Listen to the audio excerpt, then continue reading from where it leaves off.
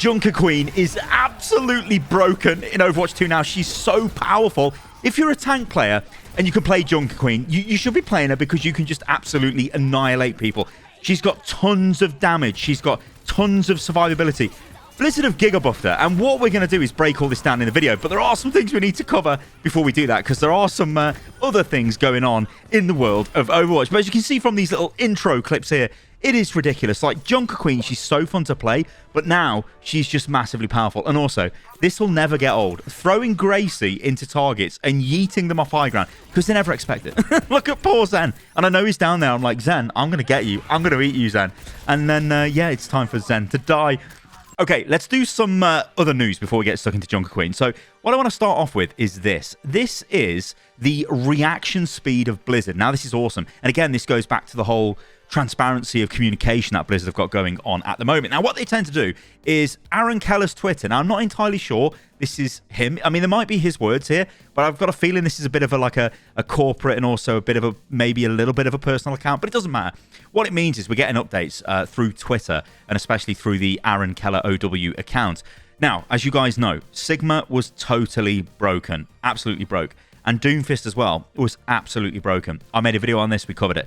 However, they fixed it. So Sigma is now fixed, but Sigma was taken out of competitive rotation, so it wasn't available in competitive. It was available in the other modes, but now he is back in competitive. So good job there, Blizzard. Super fast fix. He also says that Doomfist and Ramattra blocking beam damage inconsistently has been fixed, although I don't think Doomfist is totally fixed, but he is much better than he was, because he basically couldn't block any damage, really, and he just died. It was kind of bad because he's a tank. Aaron also goes on to say, we're also investigating other fixes for Kiriko teleport bug and a camera shake issue when firing. We'll share more information when these are available. So the Kiriko bug, just to quickly cover that, Kiriko can sometimes go to use teleport and you don't actually teleport anywhere, but you lose the cooldown of the ability, which is not great. So yeah, good news here from Blizzard. Good fast reaction. Keep it up. Now, there was also some worrying stuff going on with this Sigma Gravitic Flux bug. I got a bunch of messages. Well, actually, I say a bunch. I got a ton of DMs on Twitter. I even got emails. There was comments on my videos that were going out of players saying they have been banned for using this Sigma bug in a game, although they obviously weren't using it to gain an advantage, because you couldn't really get an advantage from this. Okay, there were certain places where you could contest payloads and stuff, and if you were doing that, you deserved to be banned. But if you just did it by accident, because this wasn't really that hard to pull off, basically you pop your ultimate and then just look up and then that would be it. I mean, I think you had to use your ultimate first before you did it, but you just basically popped your ultimate, looked up, let the ultimate duration run, and as soon as it did, you could just fly around. Of course, you couldn't use any of your abilities, and you were just stuck in that mode until you got killed, and you also couldn't charge ultimate either. Anyway, players got banned for this, and quite a lot of players got banned based off the messages that were being sent to me, but this is the official response from Blizzard. Hey everyone, we fixed a bug that allowed players using Sigma to glitch the channeling of his Gravitic Flux, allowing Sigma to fly around the map unrestricted. This included doing so in matches with other players, and account actions were issued for those players found to be activating the bug. After further investigation, we came to understand that some of those we suspended likely didn't deliberately exploit the bug with the intent to win. So I must say this as well, it was actually kind of easy to do this bug, and you would do it accidentally. You know, it wasn't like some sort of insane button combo you had to pull off to do it, so there was an intent there to abuse the bug. It could just happen. So banning people for it is kind of shitty. Anyway, as I said here, as a result, we've now reversed most of these actions, with only those who were deliberately attempting to win utilising the bug remaining actions, which is totally fine.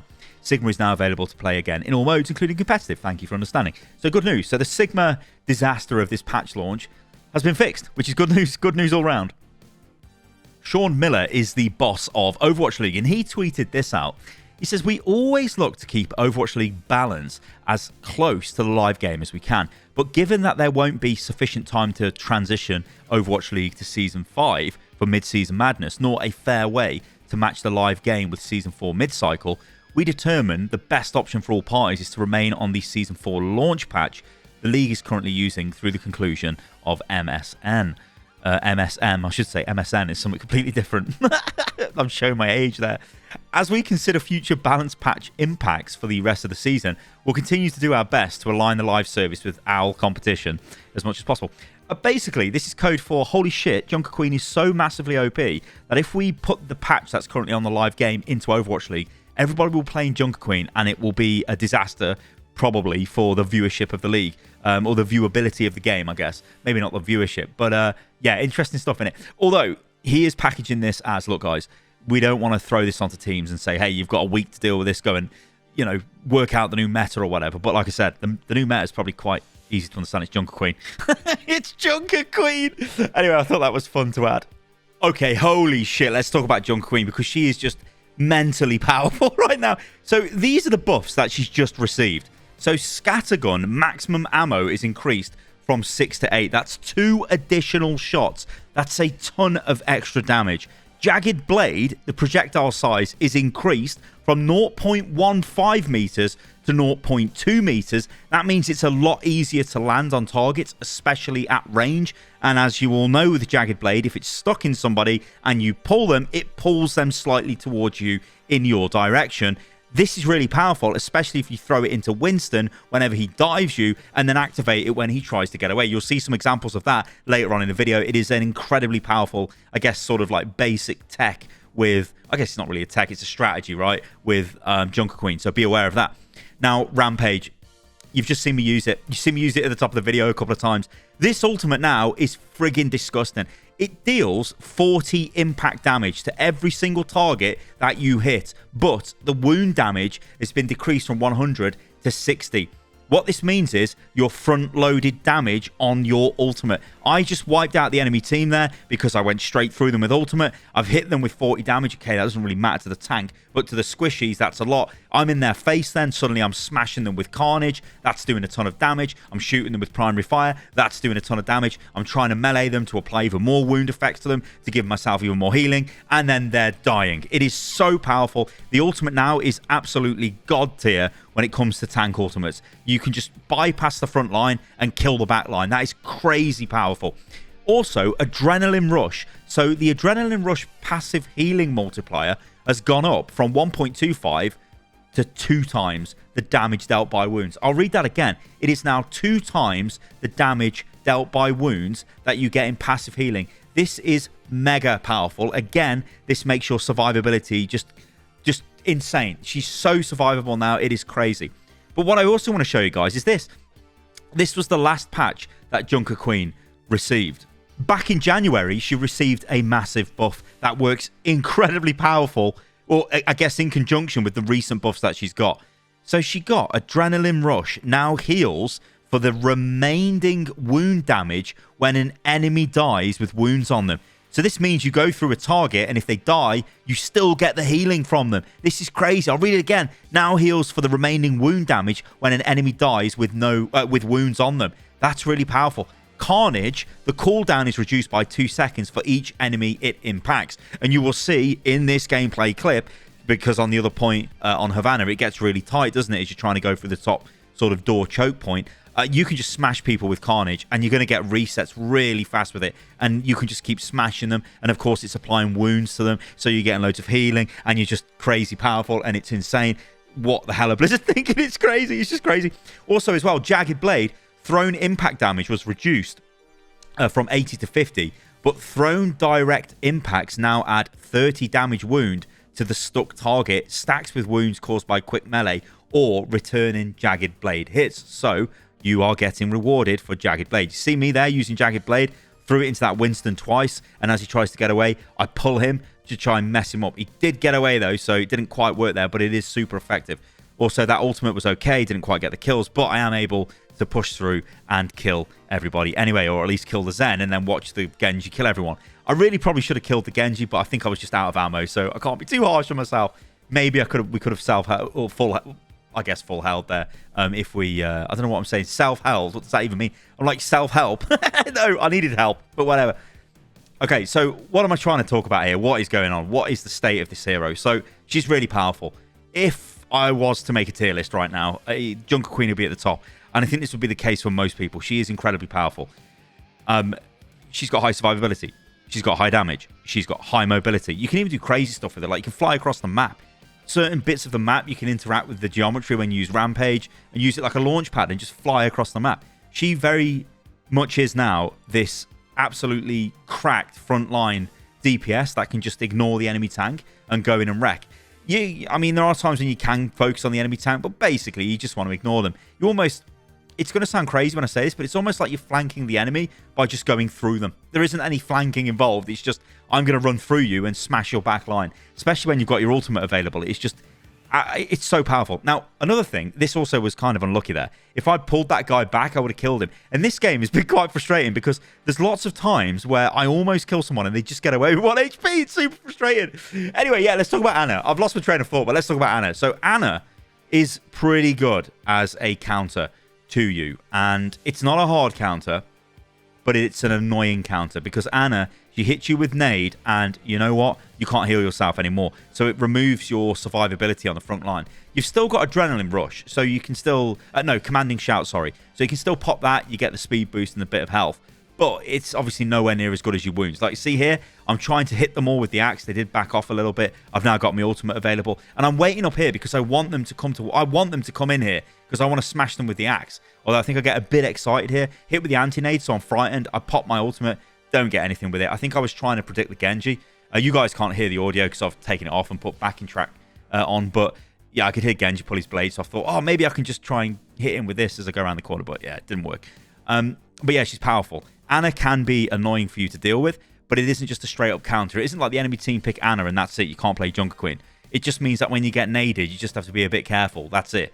And if she puts you to sleep, that's a good shot by Ana because it's super difficult to actually hit Junkerqueen because a model is quite thin for a tank. You know, she's not a massive square coming at you. But look at this here. Like, I'm running through. I'm using Carnage. I'm getting resets on Carnage. I should have been more aggressive here. But even I was shocked by how survivable she is. I'm like, oh, yeah, I can go in. So what I've done is I've played about, I think I played about 9 games or so with this Junkerqueen. And it's just incredible. Like, I haven't been countered, really. I haven't felt like I'm weak at any point. You know, I'm just literally... I'm face rolling with her. I'm just going into the enemy team. You know, and I'm by no means a Junkerqueen player. I mean, I played Junkerqueen when she came out. I thought she had some fun mechanics. But yeah, she's not really the tank for me. She doesn't really feel like a tank in the sense of a tank. At least what I class as a tank. You know, she's not a dive tank. She doesn't have a barrier. She can't, like, front line and protect her team. But now she can just do what she likes because she's got so much healing. And she's got a lot of damage. So, and I will say this. She is really fun to play. And the one thing I do like about Junkerqueen is her voice acting is incredible. She's, like, up there, if you ask me, with the heroes like Sigma and that, who have just got incredible voice actors, incredible lines. I guess Ramattra as well is pretty good. But yeah, let's just run this end of the game through here. So the enemy are obviously popping ultimates. I'm going to use this as a massive counter to try and hit a lot of them. But you might notice that I only hit 2 of them. I hit the Winston, but he did get killed. And I hit, I don't think it was the Genji, but I hit somebody else with it. They were just out of range. If they're a bit closer, I think I would have got a lot more value there. But I still think that was the right thing to do. But again, this is the thing, right? I just literally yeeted myself into the enemy team, and they did look at me, and they did shoot me, and they did kill me. And we are sort of losing this fight here, and things are getting a little bit panicked because, well, you know, the enemy team have only got to push the payload there, and they win. So all I'm thinking now is, right, I'm just going to play the payload. I'm just going to try and get as much wounds as I can. I'm going to kill people if they come near me because you do a lot of damage with your primary fire at close range. I know they've got a Zarya, so I'm a little bit worried about the Zarya. I'm just trying to get my wounds up. But I just end up charging the Zarya, so it's not really too effective. Tried to go for the back line a little bit there to pull somebody out of position, maybe. But it didn't quite work, and I get lasered down by the Zarya. So again, I'm a little bit worried here. But it's okay, because our Soldier and our Reaper have got their ultimates, and they're basically about to pop them. There you go. They pop them, and then they save the day there, which is fine. So we're going into final fight territory now. And it is getting a little bit close. It's not been a super easy game, but I felt like I've done a lot here on Junkerqueen. I felt like the enemy have got a really good Ana player, and that Ana is really annoying me. I mean, when you play games and there isn't an Ana, it's a laugh. You can just do what you like. Like, there is literally nothing that can stop you. Zen as well is quite effective, right? Discord Orb is a really powerful ability, and if Zen's going to stick that on me and the enemy are going to damage me, well, then I'm just going to die pretty quick. It doesn't matter how many wounds that I've got. But, like, I'm pretty much face tanking a Zarya there with a big fat beam. It's like, it doesn't matter. Whatever, come towards me. I missed. I'm looking to apply wounds because I want to survive. I want to get my healing up as well. My Reaper's with me. I pulled Gracie through them there, so I've hit multiple targets. My wound things are stacking up, whatever. I get a bit crazy. I go forward. I get Discord Orb. I get killed. Bad play off me there. I shouldn't have gone forward there. Should have backed off. I was getting a bit like, I think I was getting a bit hyper. I was like, right, I'm going in. Let's do it. Not great play. But it doesn't matter because my team, again, are sort of bailing me out here, and I come back. Obviously, I pop command and shout to rush back towards the fight, and I'm just looking to get in there. apply wounds again and just stay alive. I've been a bit too aggressive in that last engagement, so I've learned from that now, and I'm like, okay, I'm not going to be too mad, but if I can get my rampage up, I'm going to go in, but only when I know no one's going to be able to just kill everyone on the payload, because I'm worried about this Zarya, and then I'm thinking, okay, we've got 2 picks, I can go here. She's pushed off to the side, nice res by our Mercy. I see the Ana in the back line, and I go straight for the Ana, hit her with rampage, hit her with shotgun, hit her with Gracie, she's gone, she's dead, and that's basically it. This hero is cracked right now. If you can play her, you absolutely should play her. She's super powerful. I'd expect Blizzard will nerf her at some point, probably fairly soon, because this is like, there's not really anything that can stop Junkerqueen. You just play Junkerqueen and just do what you like. If I'm getting a lot of success with her and I'm not really that good with her, that's when alarm bells start ringing in my head. It was like Brig back in the day when she launched, and I thought it was like, oh wow, she's really good. Yeah, it's because it was launch Brig and she was insane. All right, thank you everybody for watching and listening to the video. I hope you enjoyed it, and if you did, give it a big thumbs up and leave a comment below, and I'll catch you lovely lot on the next one. See you soon.